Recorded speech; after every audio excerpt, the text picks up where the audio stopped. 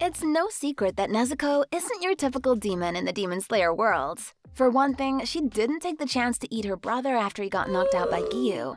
She doesn't have the urge to attack humans on sight, and she has some weird powers that none of the other demons seem to have. We still don't know the reason as to why she's so special. Is it because she got turned into a demon by the progenitor of demons, Muzan himself? Or is it due to her unique lineage or immense bond she has with her family? In this video, we'll be going over 5 powers and traits that the human-turned-demon girl Nezuko Kamado possesses that makes her so different than your typical run-of-the-mill demon of the night. Number 1. Nezuko does not need to eat humans to survive. Instead, she just needs to spend a lot of time sleeping to recuperate her energy. It also seems like she doesn't even need to eat any food or water since we don't ever see her perform these kinds of actions. Apparently, sleep is all she needs as long as the amount of sleep is nearly 24 hours a day. You'll usually see her getting her beauty sleep inside the box that Tanjiro carries on his back everywhere he goes. Yes, everywhere.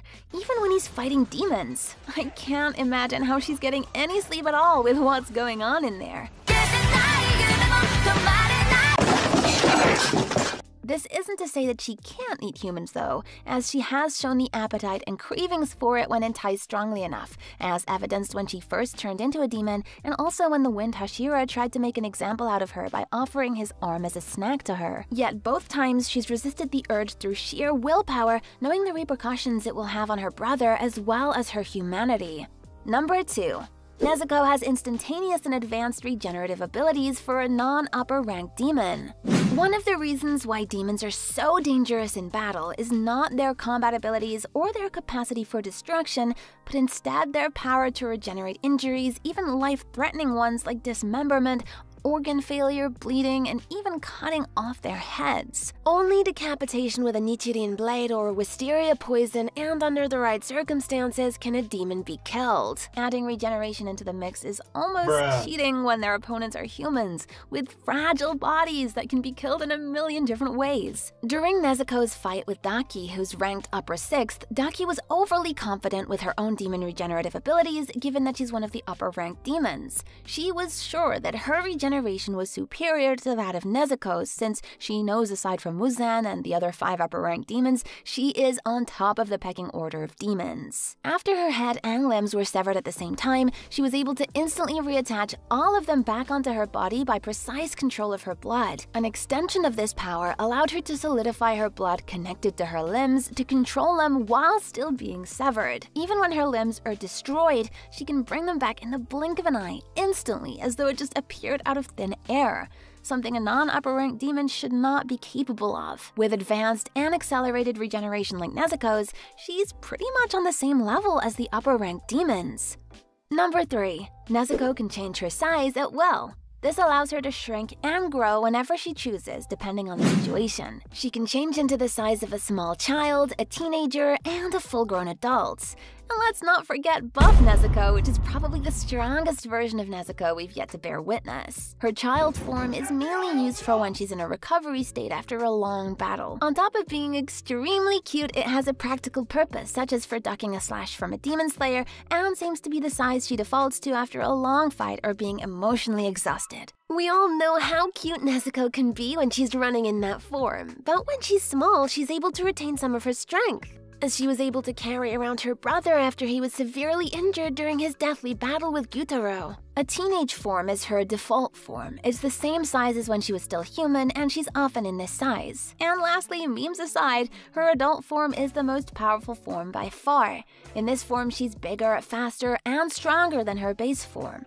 The drawback is that she becomes much more brutal and out of control, like when she was fighting Daki. Her berserk-like state, however, allowed her to completely overcome Daki, and she got completely stomped on, literally.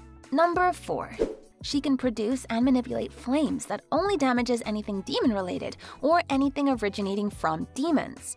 We've all seen how weird and nonsensical some of the blood demon arts in Demon Slayer can be. There's one that can rotate rooms, one that can shoot 2D arrow shoots, and one that can become a literal train. With all these different kinds of demon powers that exist, it's safe to assume they fall into the realm of the supernatural, if we ignore the fact that demons exist in the first place. Nezuko has a much more unique and specific kind of power that no other demon has. Her most notable feats of using this blood demon art was when she saved Tanjiro from getting ripped to pieces by a demon art enhanced spider web, and also when she burned the demon poison from inside Inosuke and Tengen without harming him. I say this power is very specialized because it only targets anything demon related, which is weird because she herself is a demon, and what's even more weird is that even though they're flames, they don't burn or inflict any kind of damage on humans, even though humans are pretty much the bane of a demon's existence.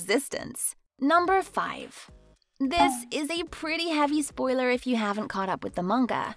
It's a trait that has yet to be revealed in the anime, even during the events of the Entertainment District arc. Nezuko, for some reason, is the only demon with immunity to sunlight, allowing her to freely stroll around during the day without being burnt to ashes. From the very start of the series up until the end of the Entertainment District arc where the anime left off, we rarely see Nezuko outside of her box that Tanjiro carries around on his back everywhere he goes, especially during the day. She never comes out of the box unless she's indoors without any contact with sunlight.